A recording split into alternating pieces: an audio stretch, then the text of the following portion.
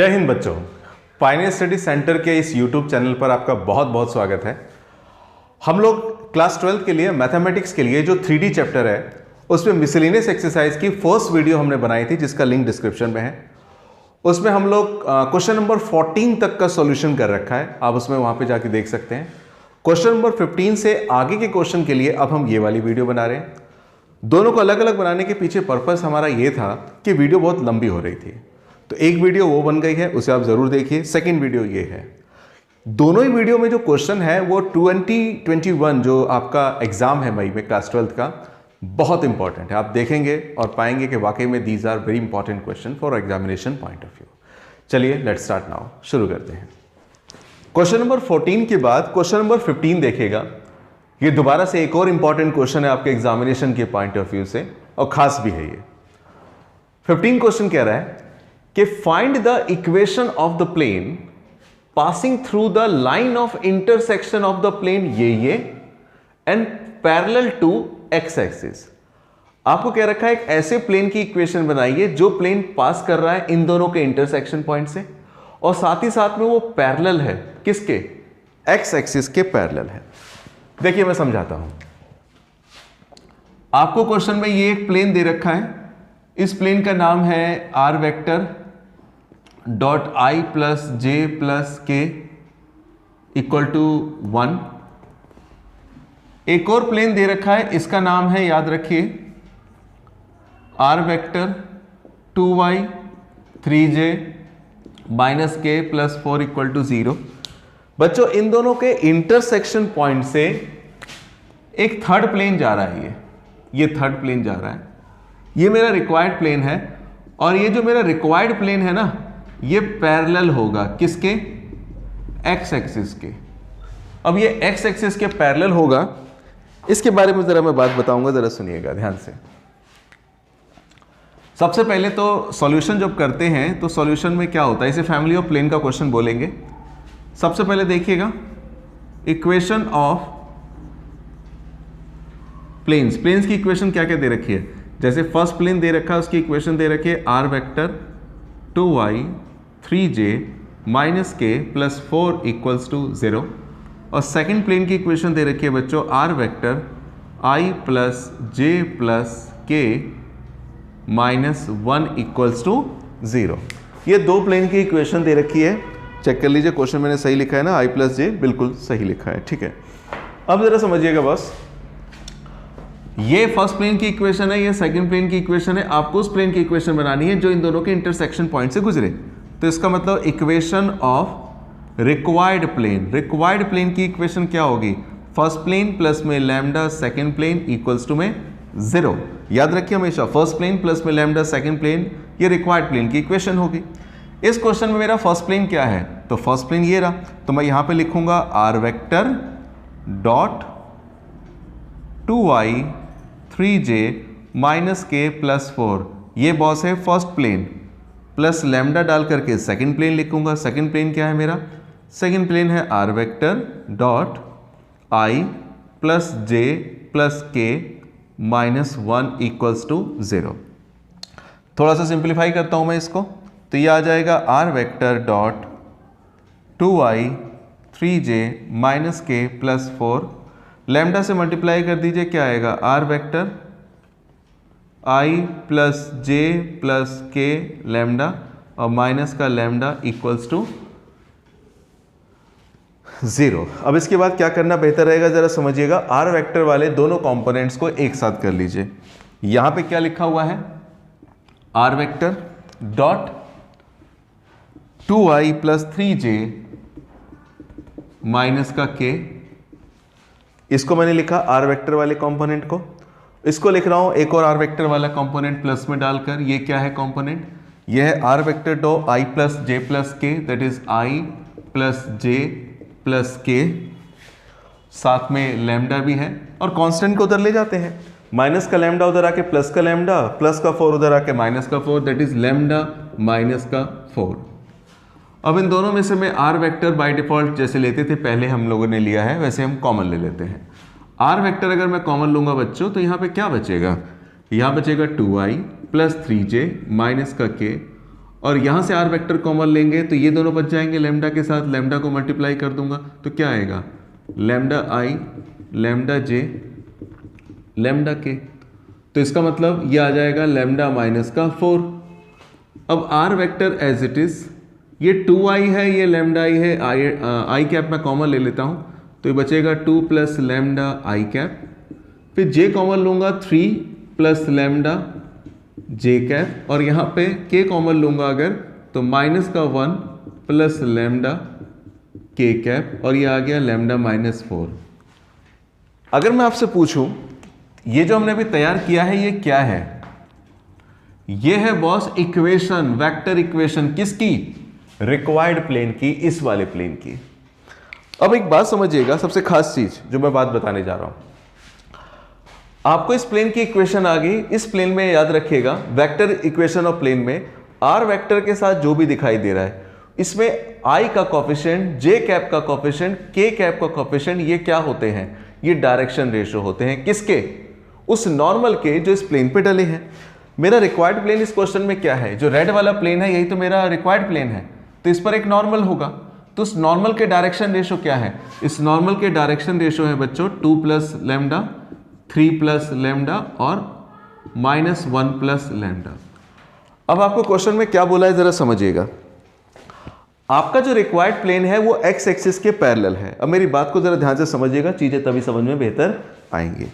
एक बात समझिएगा, ये मेरे हाथ में जो है ये फोन मैंने लिया है, ये समझ लीजिए थोड़ी देर के लिए आपका प्लेन है, प्लेन। अच्छा, दूसरी तरफ ये जो मेरे हाथ में फोन है ये मेरा मान के चलिए प्लेन है, और ये एक स्केल है, आपको दिखाई दे रहा होगा, ये स्केल मान के चलिए एक्स एक्सिस है, एक्स एक्सिस, एक्स एक्सिस। तो एक बात समझिएगा, ये मेरा जो प्लेन है ना, प्लेन ये एक्स एक्सिस के पैरेलल है, देखिए दोनों के बीच का डिस्टेंस इक्वल है। ये मेरा जो प्लेन है फोन और ये स्केल एक्स एक्सिस है, ये दोनों आपस में पैरेलल है, पैरेलल है, अच्छी बात है। लेकिन एक बात इसमें मैं एक जोड़ता हूं, अगर बच्चों यहां पे ये प्लेन रहा होगा तो प्लेन के साथ एक नॉर्मल भी रहा होगा, और नॉर्मल क्या होता है, जो इस प्लेन पर क्या होता है, परपेंडिकुलर होता है। नॉर्मल भी रहा होगा, normal always perpendicular to the plane.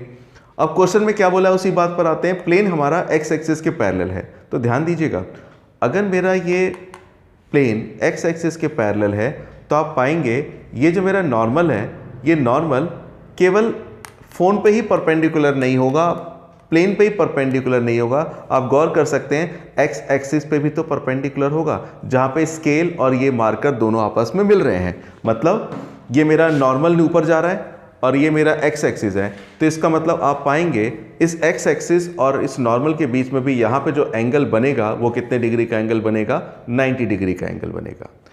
तो इसका मतलब मैं यहाँ पे क्या लिख सकता हूँ, आप अगर क्लियर नहीं हुआ तो दोबारा से रिपीट करके भी थोड़ा सा देख सकते हैं, जो मैंने बताया और ज़्यादा क्लियर होगा। फिर भी मैं थोड़ा और डायग्रामेटिकल और लिख के बताऊँ। द गिवन प्लेन, देखिएगा ज़रा ध्यान से, the given plane is parallel to x axis. हमारा जो प्लेन है वो एक्स एक्सिस के पैरेलल है। अगर हमारा प्लेन एक्स एक्सिस के पैरेलल है तो then normal to the plane, ये नॉर्मल जो होगा प्लेन का, would perpendicular to x axis. अगर मेरा प्लेन एक्स एक्सिस के पैरेलल है, ये मेरा प्लेन है और ये एक्स एक्सिस मान के चलिए जा रही है, डायग्रामेटिकल भी दिखा देता हूं, ध्यान रहेगा आपको। तो मेरा ये रेड वाला प्लेन है और ये पैरेलल है किसके, एक्स एक्सिस के। तो अगर मेरा प्लेन एक्स एक्सिस के पैरेलल है तो आप पाएंगे ये जो नॉर्मल होगा वो एक्स एक्सिस पर क्या हो जाएगा, परपेंडिकुलर। तो जब परपेंडिकुलर होगा तो परपेंडिकुलर होने का मतलब इसके डायरेक्शन रेशियो, इसके डायरेक्शन रेशियो का डॉट प्रोडक्ट 0 होगा। और आपको पता होना चाहिए एक्स एक्सिस के डायरेक्शन रेशियो क्या होते हैं, 1 0 0, क्योंकि इसमें y नहीं होता, z नहीं होता, केवल x होता है। तो मैं यहाँ पे लिख भी देता हूँ, given plane is parallel to x axis, इसका मतलब नॉर्मल टू प्लेन, प्लेन का जो नॉर्मल होगा वो परपेंडिकुलर होगा एक्स एक्सिस के। तो इसका मतलब मैं ये कह सकता हूँ, क्या भला बच्चों, ये कह सकता हूँ कि इसके डायरेक्शन रेशियो क्या है, 2 प्लस लैम्डा, 3 प्लस लैम्डा और साथ ही साथ में -1 प्लस लैम्डा, और इसके डायरेक्शन रेशियो क्या है नीचे वाले के, 1 0 और 0, यानी कि इनका अगर मैं डॉट प्रोडक्ट निकालूंगा तो डॉट प्रोडक्ट क्या आना चाहिए, 0 आना चाहिए। क्यों 0 आना चाहिए? क्योंकि दोनों के दोनों आपस में एक दूसरे के परपेंडिकुलर हो गए हैं। अगर मैं मल्टीप्लाई करूं तो 2 प्लस लैम्डा, ये 0, कुल मिला के लैम्डा की वैल्यू क्या आ गई बच्चों? -2। अब ये जो लैम्डा की वैल्यू -2 आ गई है, इस वैल्यू को मैं किस में रख दूंगा? इसमें रख दूंगा तो मेरे को प्लेन की इक्वेशन आ जाएगी। इसको मैं नाम दे देता हूं फर्स्ट और लिख देता हूं क्या? Putting the value of lambda in equation first. Lambda की वैल्यू यहां पे रखूंगा r vector as it is, यहां -2 रखूंगा तो -2 तो +2 तो 0 हो जाएगा, 0i मतलब 0i। यहां पे -2 रखूंगा तो -2 + 3 क्या आ जाएगा बच्चों? -3 में से 2 गया 1j, that is only j। यहां पे रखूंगा मैं लैम्डा के बदले -2 -1 क्या आएगा? -3 और साथ में क्या आएगा? k। और यहाँ पे -2 रखूंगा तो -2 -4 क्या आ जाएगा? -6। कुल मिला के मैं लिख सकता हूँ क्या भला? आर वेक्टर डॉट ये आ जाएगा j -3k और माइनस का 6 इधर ले आएंगे, प्लस का 6 इक्वल टू 0। ये मेरा बन जाएगी इक्वेशन क्या? Required of plane of vector equation of required plane. एक बार लिखिएगा, मैं अगला बताता हूं। अगला क्वेश्चन नंबर 16 है, देखिएगा जरा इसको। If O be the origin and coordinate of P be 1 2 -3। O तो बाय डिफॉल्ट हम बचपन से जानते हैं ओरिजिन होता है, ओरिजिन मींस x भी 0 y भी 0 z भी 0। तो क्या रखा है? O be the origin and coordinate of P 1 2 -3 then find the equation of plane. आपको इक्वेशन बनानी है प्लेन की। कौन से प्लेन की इक्वेशन बनानी है? Passing through the point P and perpendicular to OP। ध्यान दीजिएगा, इसे डायग्रामेटिकली समझाऊंगा तो समझ में आएगा। टुकड़ों में समझिएगा। पहला टुकड़ा O बी द ओरिजिन, यानी कि O क्या है? ओरिजिन है 0 0 0 एंड कोऑर्डिनेट ऑफ P 1 2 3। अच्छा, एक पॉइंट यहां पे ले लेता हूं बच्चों, मान के चलिए P, और वो है 1 2 -3। Then find the equation of the plane. आपको उस प्लेन की इक्वेशन बनानी है पासिंग थ्रू द P, जो P से पास करते हुए जाए। जैसे ये पॉइंट P है ना, तो P से करते हुए पास करते हुए मान के चलिए एक प्लेन है, ये मान के चलिए मेरा प्लेन है और ये प्लेन इस पॉइंट से पास करते हुए जा रहा है एंड परपेंडिकुलर टू OP। और कमाल की बात है, ये प्लेन इस पॉइंट से तो पास करते हुए जा ही रहा है, साथ ही साथ में जो OP है वो इस प्लेन पर क्या है? परपेंडिकुलर है। मेरे को इक्वेशन बनानी है उस प्लेन की जो 1 2 -3 से पास करेगा, और साथ ही साथ में क्या होगा बच्चों? इस प्लेन पर ये OP क्या है? परपेंडिकुलर है। तो सीधी सी बात है, ये तो बहुत इजी हो गया क्वेश्चन। इजी क्यों? आपको एक तो पासिंग पॉइंट चाहिए होता है प्लेन का, वो भी मिल गया, और दूसरा आपको चाहिए होता है डायरेक्शन रेशियो नॉर्मल का। तो ये जो परपेंडिकुलर है इस पे, तो परपेंडिकुलर होने का मतलब नॉर्मली तो हो गया। तो यहां पे एक बात समझिएगा, इन दिस क्वेश्चन, इस क्वेश्चन में OP would be normal to the plane. ये OP क्या होगा? नॉर्मल होगा प्लेन का। अगर मैं इसके डायरेक्शन रेशियो पूछूं नॉर्मल के, तो इसके डायरेक्शन रेशियो क्या होंगे?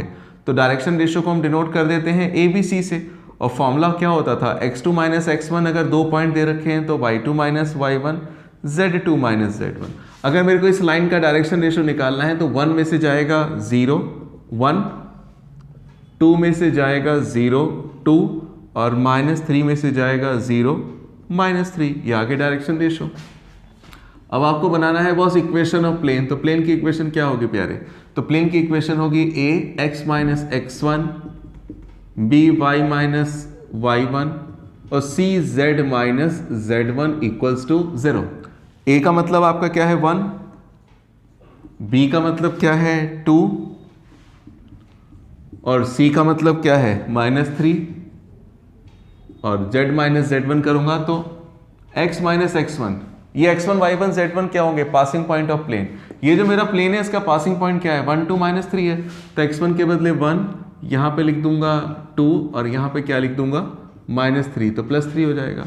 तो कुल मिला के क्या आ जाएगा? x - 1 2y - 4 -3z - 9 equals to 0। तो कुल मिला के x + 2y - 3z आया, -9 -4 -13, 13 में से 13 और 1 माइनस का 14 equal to 0, x 2y -3z 9 4 13 और 1 14। ये आपकी इस प्लेन की क्या बन जाएगी, इक्वेशन बन जाएगी। हालांकि मैंने ये जो बनाई है इक्वेशन, ये कार्टेशियन इक्वेशन है, आप चाहे तो इसकी वेक्टर इक्वेशन भी बना सकते हैं। अगर आपको इसी की वेक्टर इक्वेशन बनाना हो तो वेक्टर इक्वेशन का फॉर्मूला क्या होता था, r vector dot n vector equal to a vector dot n vector. यहाँ पे n वेक्टर का क्या मतलब होता था, जो नॉर्मल इसके ऊपर डाला गया है उसका नॉर्मल वेक्टर।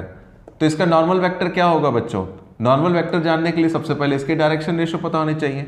इसका डायरेक्शन रेशो क्या आ चुका है, 1 2 -3, तो n वेक्टर बनेगा 1 प्लस का 2j माइनस का 3k, क्योंकि ij के साथ हम लोगों को डायरेक्शन रेशो तो रखने होते हैं, तो इसके डायरेक्शन रेशो 1 2 -3 होंगे, माइनस करके जो आया।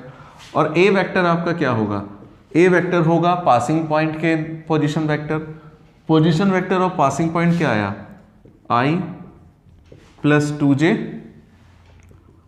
माइनस का 3k।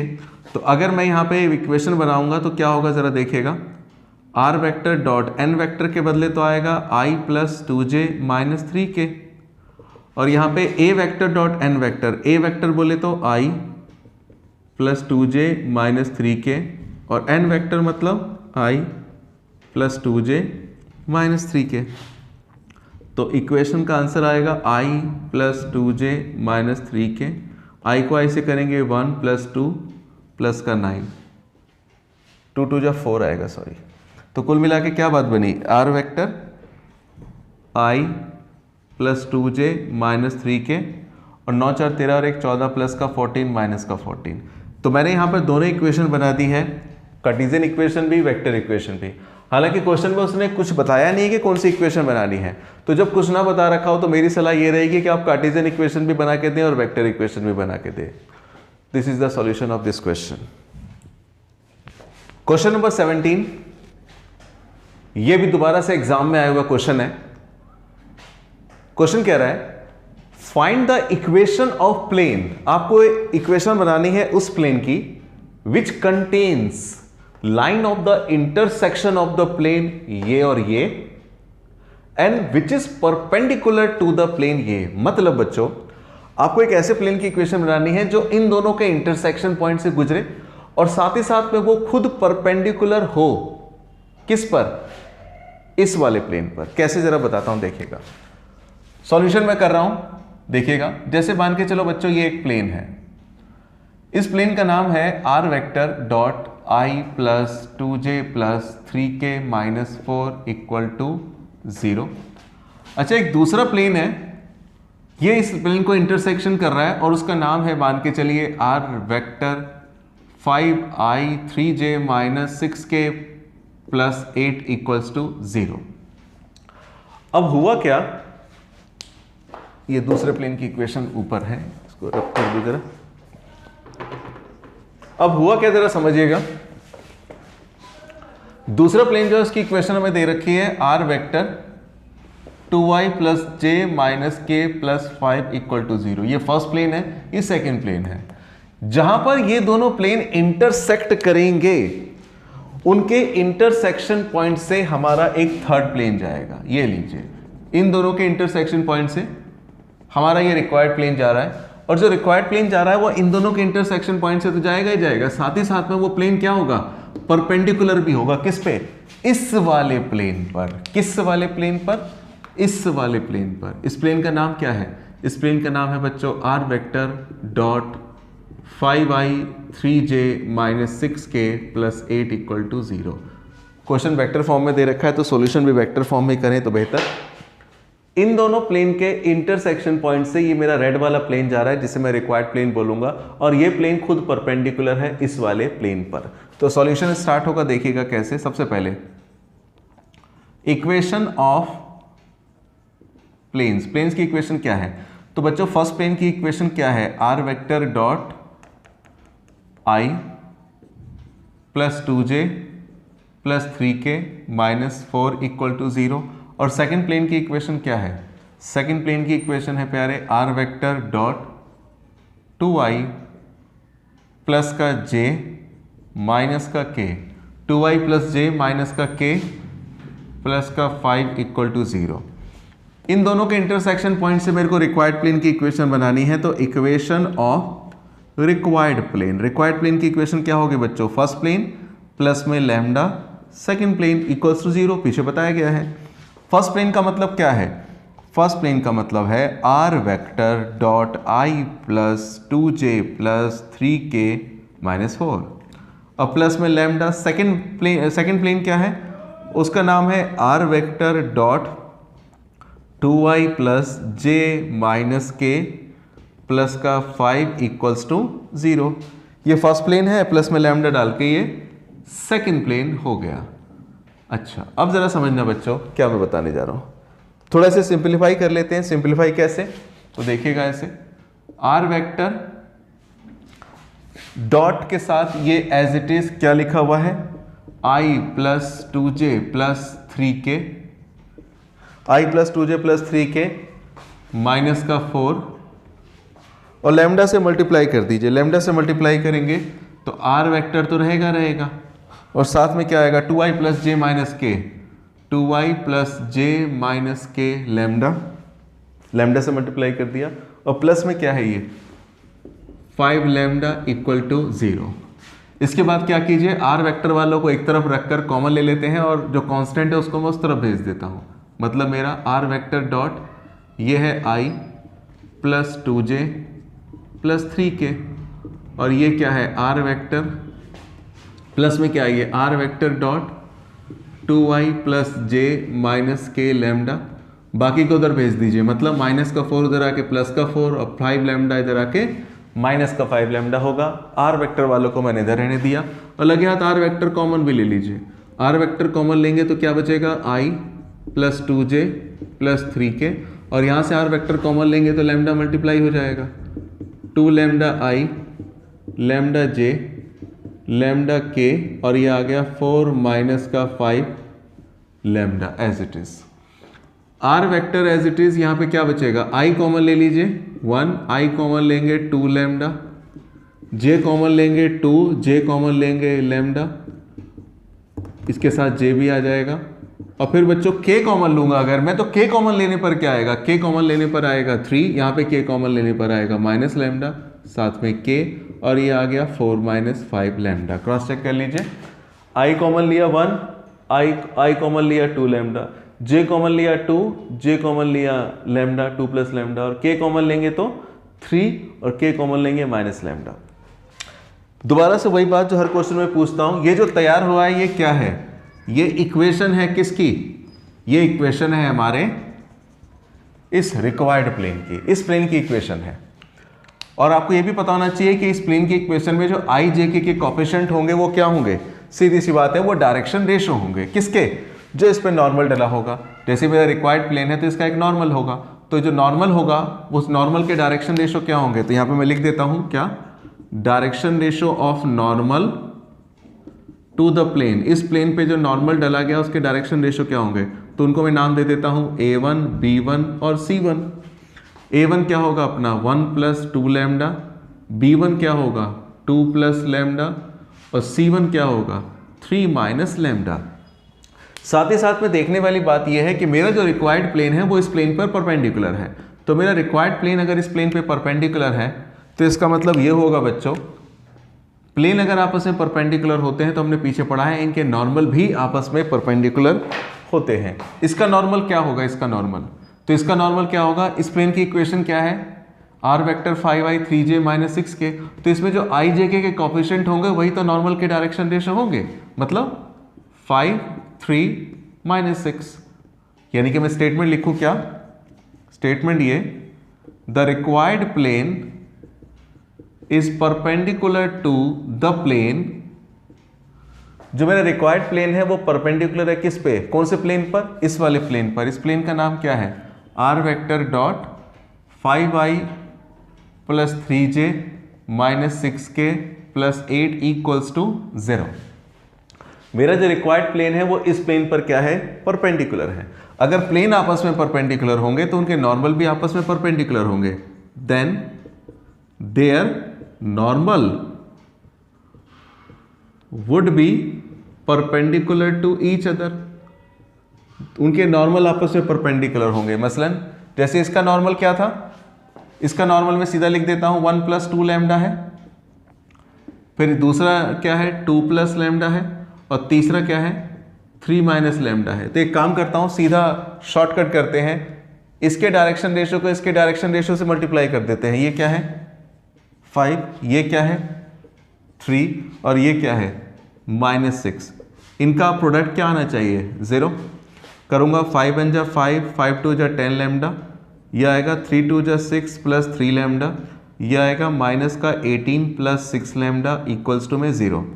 10 और 3 13, 13 और 6 19 लैम्डा, 10 और 3 13, 13 और 6 19 लैम्डा, 5 और 6 11, 11 में से 18 गया -7 इक्वल्स टू 0। लैम्डा की वैल्यू आ जाएगी 7/19। यही हमारी लैम्डा की वैल्यू। अब लैम्डा की वैल्यू को हम लोग किस में पुट कर देंगे, जो मेरी रिक्वायर्ड प्लेन की इक्वेशन है ये वाली, मुझे लैम्डा की वैल्यू को इसमें पुट अप कर देना होगा। मैं रख के दिखाता हूँ, आपको नोट करना हो तो कर सकते हैं। ये क्वेश्चन अगेन बहुत इंपॉर्टेंट है, एग्जाम में आया हुआ क्वेश्चन है। हर क्वेश्चन एग्जाम में आया हुआ है, सारे क्वेश्चन मैं वही करा रहा हूँ इस वीडियो में जो एग्जाम में आए हुए हैं। आगे देखिएगा, मैं यहां पे लिखता हूं putting the value of lambda in first में मैं पुट कर दे रहा हूं।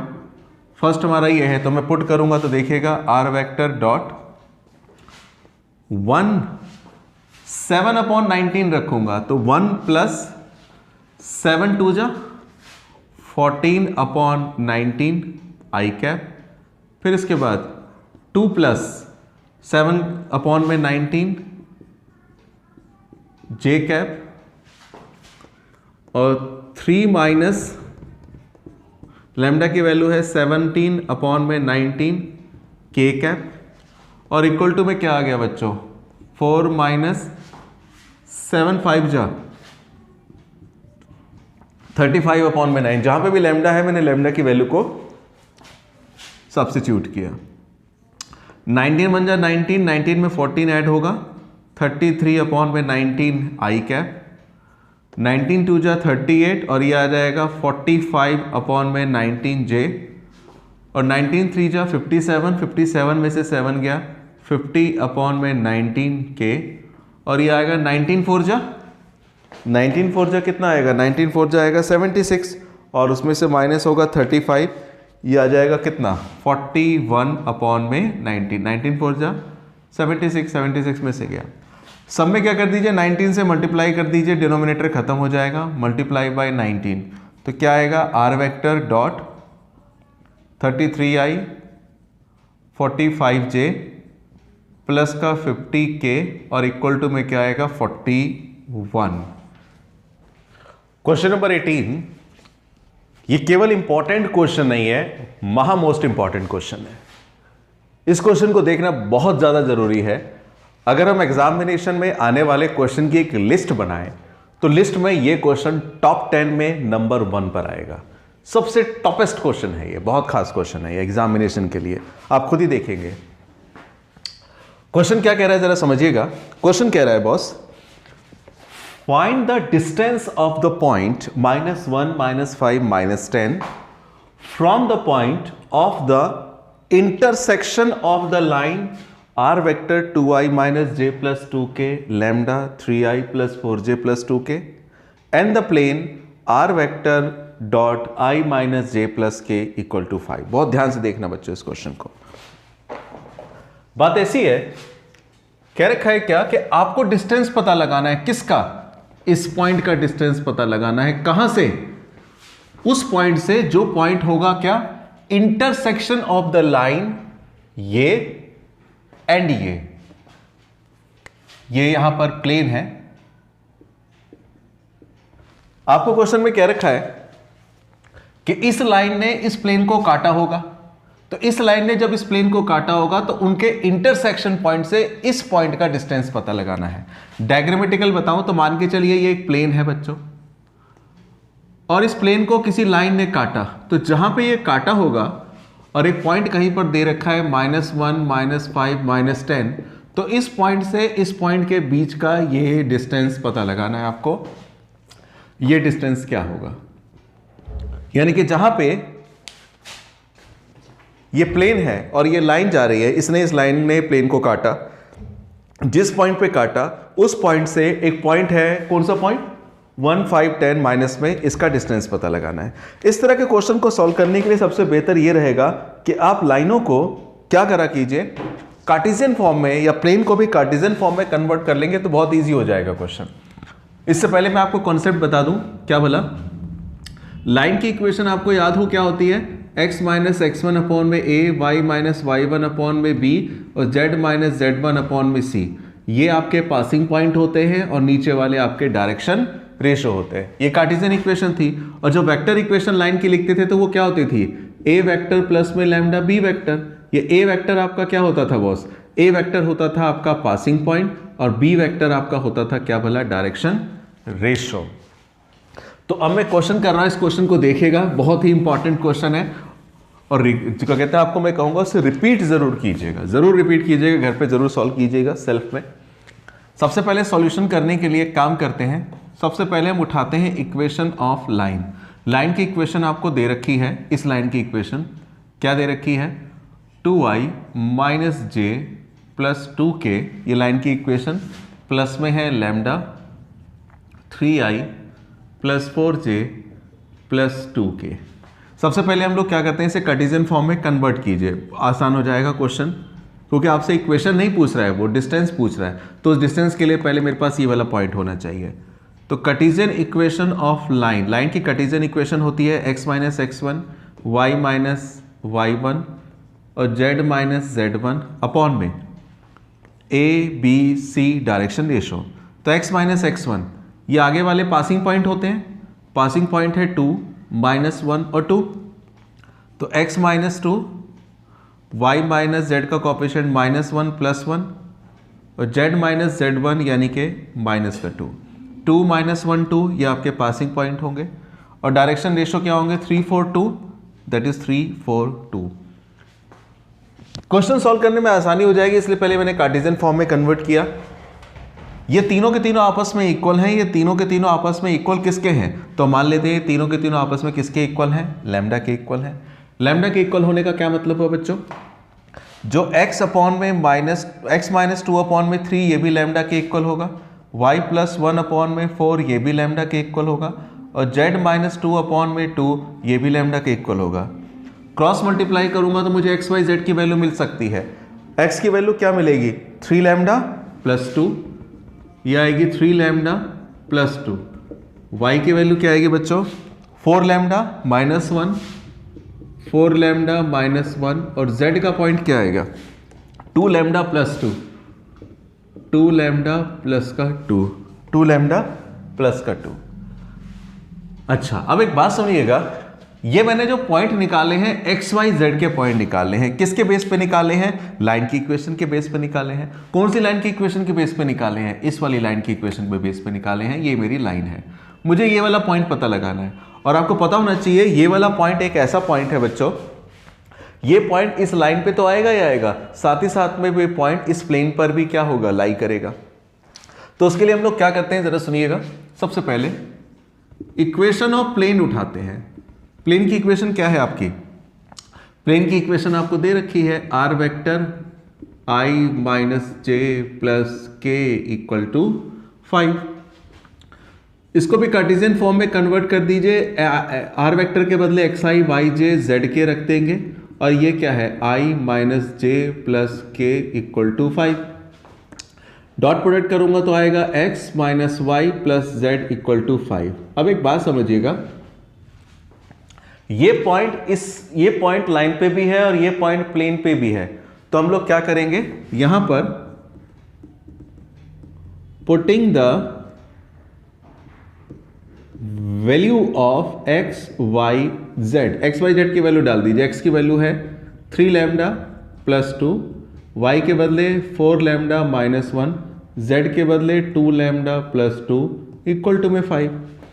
तो 3 लैम्डा प्लस 2 माइनस का 4 लैम्डा प्लस का 1 प्लस का 2 लैम्डा प्लस का 2 और ये प्लस का 5। 3 लैम्डा 2 5 लैम्डा 4 गया ओनली लैम्डा। अच्छा यहाँ पे 2 और 1 3 3 और 2 5, 2 और 1 3, 3 और 2 5, प्लस का 5 उधर आके माइनस का 5। अरे बाबा, लैम्डा की वैल्यू तो 0 आ जाएगी। अच्छा, लैम्डा की वैल्यू 0 आने के बाद हमें पॉइंट निकालने हैं। नाउ आपका x का पॉइंट क्या था बच्चों? 3 लैम्डा प्लस 2। y का पॉइंट क्या था आपका? 4 लैम्डा माइनस का 1। और क्या कहते हैं, z का पॉइंट था 2 लैम्डा प्लस का 2। तो लैम्डा के बदले 0 रखेंगे, 0 3 2 0, ये -1 और ये आएगा 2। इसका मतलब क्या हुआ? इसका मतलब ये हुआ कि मैं कह सकता हूं कि ये जो पॉइंट है इंटरसेक्शन का पॉइंट, ये इंटरसेक्शन का पॉइंट आ गया 2 -1 2, यानी कि point of intersection, point of intersection आ गए आपके 2 -1 2। अब आपको इन दोनों के बीच का डिस्टेंस निकालना है, तो एक काम करते हैं, इसको मैं क्या कर देता हूं, लेट कर लेता हूं a, और जहां से जिसका डिस्टेंस निकालना है उसे नाम दे देता हूं b, -1 -5 -10। तो हमें अब इन दोनों के बीच का डिस्टेंस निकालना है। तो डिस्टेंस निकालने के लिए डिस्टेंस फार्मूला यूज करेंगे जो 11th क्लास में आपने सीखा था। वो फार्मूला क्या था? x2 - x1 का होल स्क्वायर, y2 - y1 का होल स्क्वायर और z2 - z1 का होल स्क्वायर। तो इन दोनों के बीच का डिस्टेंस निकालेंगे अगर, तो x2 - x1, 2 में से -1 कीजिए या -1 में से ये माइनस कीजिए, कोई दिक्कत नहीं है।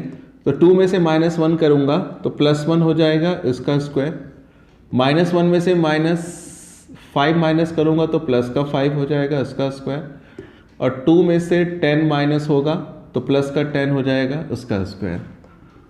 ये क्या आएगा? 3 का स्क्वायर 9, 5 में से 1 गया 4 16, 10 और 2 12 का स्क्वायर 144, कुल मिला के आ गया 169, दैट इज 13। और ये डिस्टेंस निकाल रहे हैं तो इसलिए क्या लिख देता हूं? यूनिट। ये क्वेश्चन एग्जामिनेशन के पॉइंट ऑफ व्यू से बहुत बहुत बहुत इंपॉर्टेंट है। एक बार समझ के इसको रिपीट जरूर कीजिएगा और 100% इस बार ये एग्जाम में आएगा, कोई बड़ी बात नहीं है। क्वेश्चन नंबर 19 देखिएगा बॉस। क्वेश्चन नंबर 19 मिसलेनियस का है।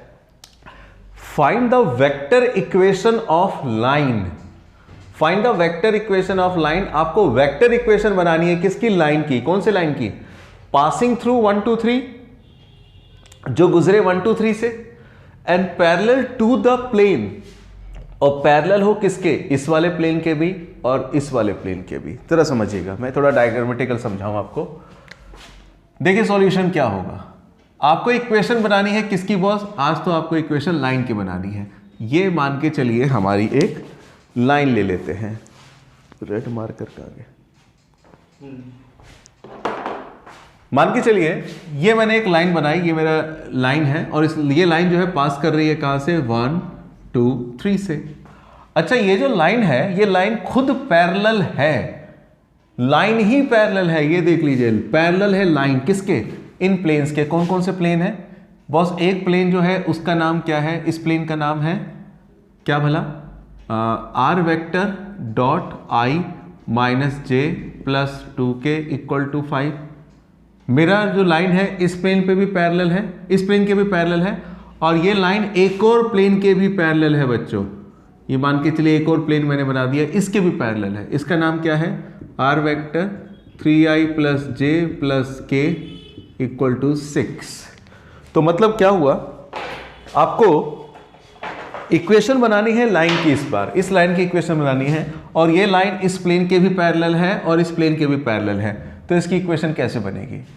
उससे पहले मैं एक बात बता दूं, इसका बेस जो है उस क्वेश्चन को करने का ट्रिक यही होगी कि ये जो प्लेन है, सीधी सी बात है, इस प्लेन पर क्या होगा? एक नॉर्मल होगा, क्योंकि प्लेन लाइन के पैरेलल है तो इसका नॉर्मल इसके ऊपर क्या होगा? परपेंडिकुलर। ये प्लेन भी इस लाइन के पैरेलल है। प्लेन अगर लाइन के पैरेलल है तो जो इसका नॉर्मल होगा वो भी इसके ऊपर क्या होगा? परपेंडिकुलर होगा। यही कॉन्सेप्ट इस क्वेश्चन को सॉल्व करने के लिए बनेगा। दूसरी बात, आपको सबसे पहले क्या चाहिए? Vector equation. तो आपको पहले ये तो पता ही होना चाहिए क्या कि vector equation of line, line की वेक्टर इक्वेशन क्या होती है? r वेक्टर इक्वल टू में a वेक्टर प्लस में लैम्डा b वेक्टर।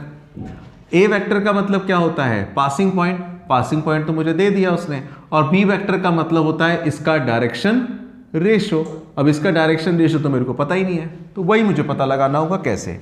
सबसे पहले मैं a वेक्टर लेता हूं। a वेक्टर का मतलब होता है बच्चों position vector of passing point, position vector of passing point. इस लाइन का पासिंग पॉइंट क्या है 1 2 3, तो पोजीशन वेक्टर इसका क्या बनेगा i 2j 3k, ये हो गया हमारा a वेक्टर। जबकि दूसरी तरफ अब बात करते हैं किसकी, b वेक्टर हमें नहीं पता, मतलब इसका डायरेक्शन रेशियो नहीं पता। लेकिन एक बात तो सुनिए सबसे बड़ी, क्या आपको इक्वेशन ऑफ प्लेन्स दे रखे हैं। प्लेन की इक्वेशन क्या दे रखी है, एक तो दे रखी है r vector i minus j plus का 2k इक्वल टू में 5, और दूसरी क्या दे रखी है, एक ये लाइन दे रखी है, दूसरी एक ये प्लेन दे रखा है, दूसरा प्लेन क्या दे रखा है r vector dot 3i plus j plus k equal to में 6। जब हम प्लेन की इक्वेशन बनाते थे तो याद हो आपको कि r वेक्टर के साथ ये हमेशा नॉर्मल वेक्टर होता था, r वेक्टर के साथ ये हमेशा नॉर्मल वेक्टर होता था। इसका मतलब मैं कह सकता हूं क्या भला, कि आपका जो पहला नॉर्मल वेक्टर है वो है i minus j plus 2k, और दूसरा जो नॉर्मल वेक्टर है वो क्या होगा 3i plus j plus k।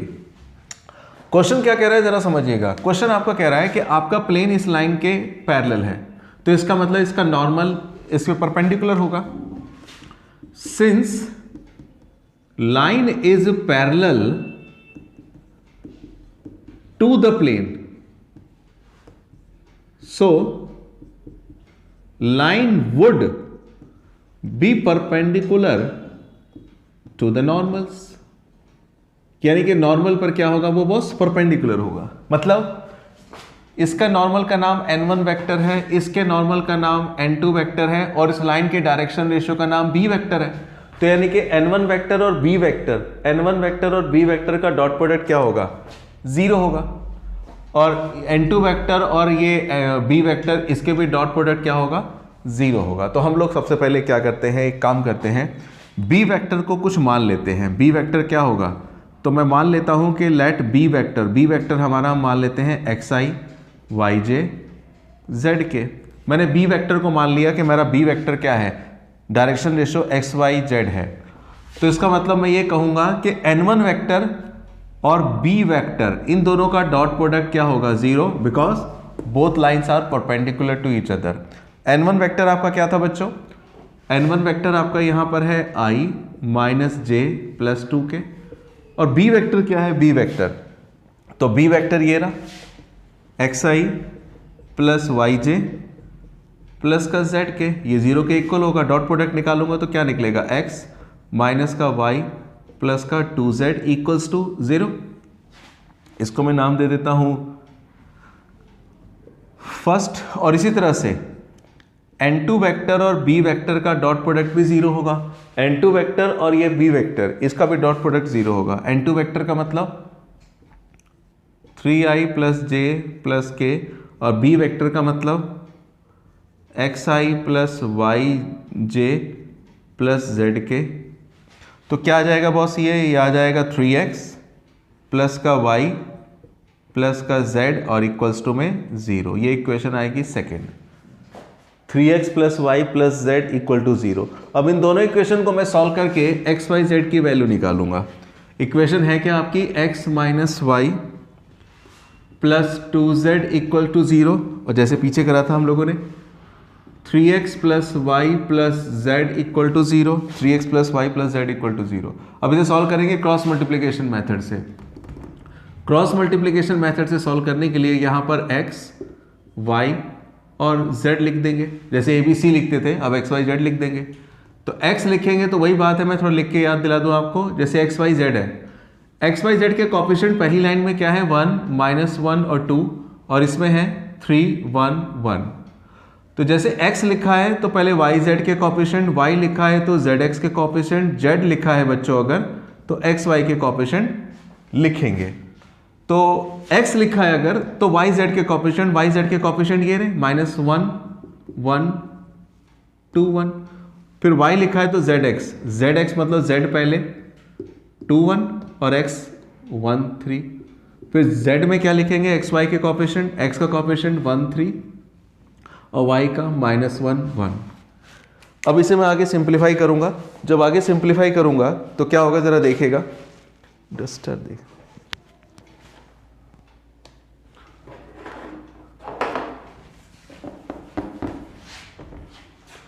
आगे देखिएगा, x अपॉन में इन दोनों के कोफिशिएंट -1 में से 2 जाएगा बॉस, 3 2 जा 6 में से 1 जाएगा, और 1 1 जा 1 में से 3 1 जा 3, माइनस का 3 जाएगा, प्लस का 3, तो ये आ गया बॉस -3, 5 और 4।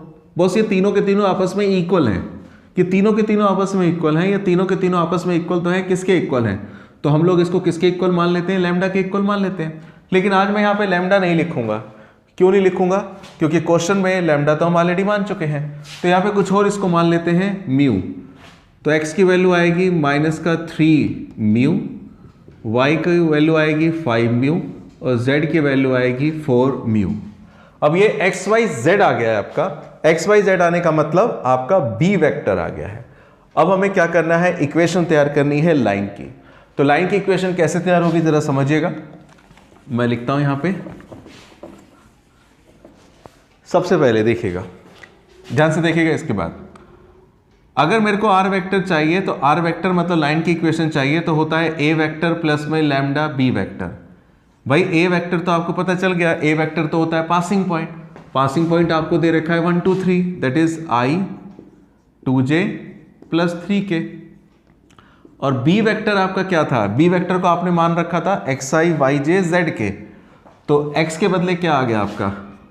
माइनस का 3 म्यू आई कैप, y के बदले 5 म्यू j कैप, और z के बदले 4 म्यू k कैप। ये बी वेक्टर आया, लेकिन इसे थोड़ा सा और ठीक कर लीजिए। ठीक करने का मतलब पूरे में से म्यू कॉमन ले लीजिए। म्यू कॉमन लूंगा तो क्या बचेगा बच्चों? माइनस का 3i, और ये म्यू कॉमन लेंगे 5j, और म्यू कॉमन लेंगे 4k। ये बी वेक्टर हमारा बन गया प्रॉपरली। तो नाउ हमें उसने क्या पूछा था? Vector equation. तो vector equation of line formula था आर वेक्टर, ए वेक्टर के बदले तो आ जाएगा बच्चों i plus 2j plus 3k plus में लैम्डा। लैम्डा के बदले क्या आ जाएगा? लैम्डा तो लैम्डा, और बी वेक्टर के बदले आ जाएगा क्या है ये है म्यू माइनस का 3i प्लस का 5j प्लस का 4k। अब याद ये रखिएगा एक काम, कि यहाँ पे लैम्डा भी क्या है? कांस्टेंट है, और म्यू भी क्या है? कांस्टेंट है। तो डबल कांस्टेंट जो आर्बिट्रेरी कांस्टेंट है, अननोन कांस्टेंट है, दो लिखने के बजाय इनकी जगह पे किसी एक को ही लिख लेते हैं। किसी एक को लिखने का मतलब कि आर वेक्टर इक्वल टू में i plus 2j plus 3k। मैं यहाँ पे बता दूं साइड में कि लैम्डा डॉट म्यू को या तो आप कैपिटल लैम्डा लिख दीजिए, या कोई और कॉन्सोनेंट अल्फा भी आप लिख करके छोड़ सकते हैं। मैं अल्फा लिखने के बजाय लैम्डा ही लिख देता हूँ। वो अगर मान के चलिए स्मॉल लैम्डा था, तो इसे मैं नाम दे देता हूँ, ये मेरा कैपिटल लैम्डा है। ये भी कांस्टेंट है, ये भी कांस्टेंट है। कांस्टेंट को कांस्टेंट से मल्टीप्लाई करेंगे तो कांस्टेंट ही आएगा। तो मैंने लिख दिया कैपिटल लैम्डा, और ये क्या रह गया? माइनस का 3i 5j प्लस का 4k।